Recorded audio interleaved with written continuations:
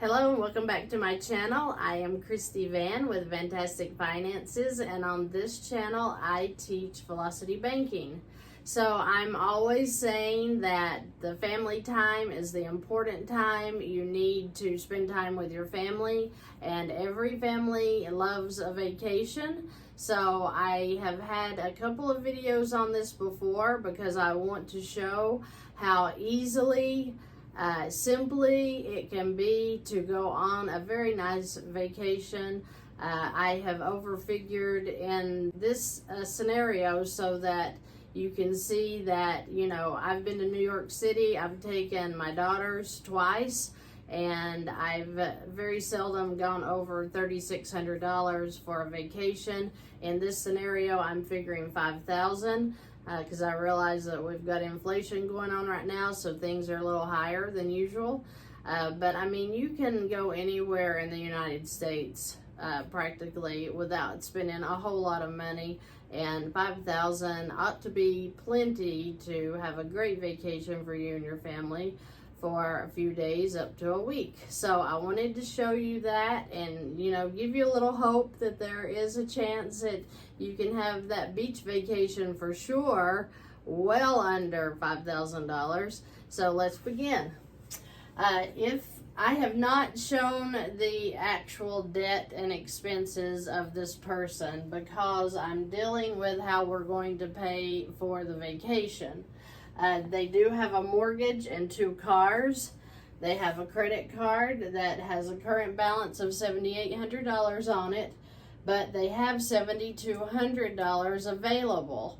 So in this example, I'm using a $5,000 expense for a vacation, which means that still leaves $2,200 available for emergencies, car repairs, anything such as that. So currently they have an income at $5,200, their expenses are $4,970, and their cash flow is $730. Now, I looked at all of their expenses and found that the credit card could take $2,595 a month to pay their expenses that they can pay with the credit card. And that also includes their cash flow going into this credit card. It also is that the $365 a month payment that they currently have on the $7,800, what happens to that when we make the income transfers into a credit card?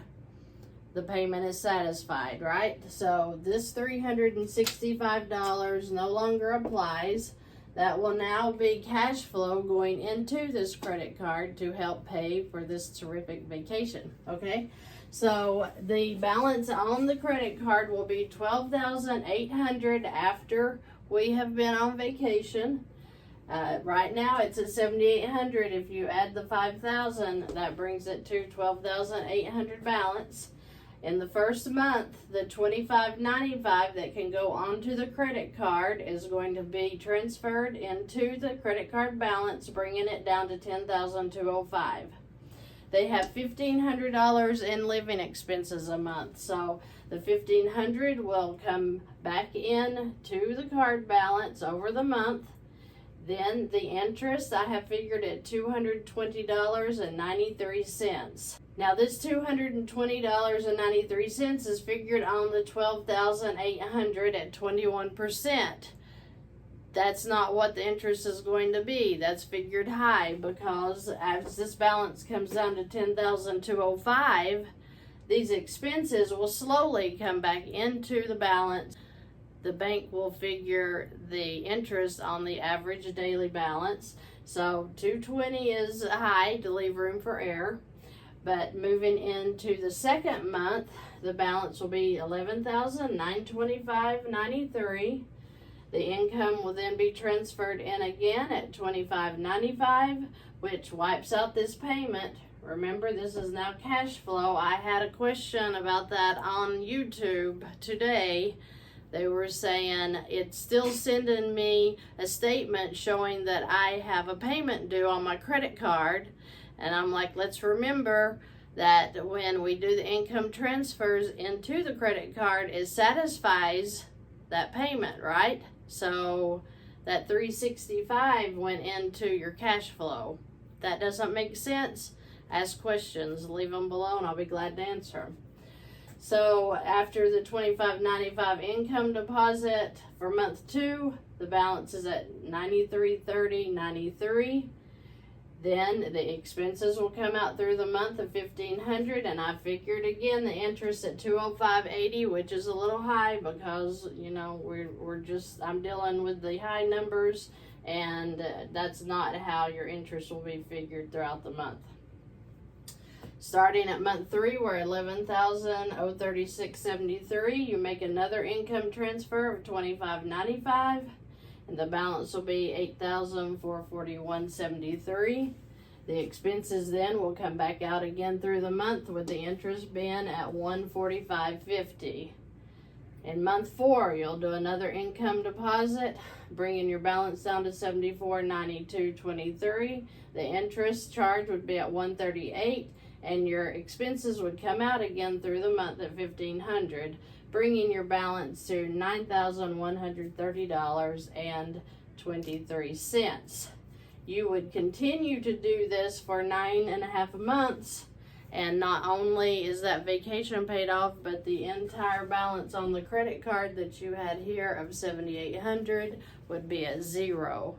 So in a year of doing nothing but income transfers and letting your expenses come out, pays off that vacation, so you don't even feel it. You don't have an extra payment. You don't have to get a second job to pay it off. It just depletes the way you're putting your income in, your expenses out, and that cash flow is paying this off. And it also got you out of that $365 a month debt that you were in before you went on vacation. Usually all of our living expenses, such as food, gas, utilities, subscriptions, car insurance, things like that, can come off of a credit card. So all of that income outside of these cash payments for mortgages, etc., that would stay out, but then we could put the rest into the credit card to pay that balance down. I really hope that everybody will take advantage of the vacation time, because when you are doing velocity banking, don't squelch on your family. We need family time. We need to make memories. Those kids are growing up, and they grow up so fast. So I just want everybody to have financial peace, but I also want you to enjoy your families while they're with you, and make memories, because, you know, that time is fleeting. It goes by so fast.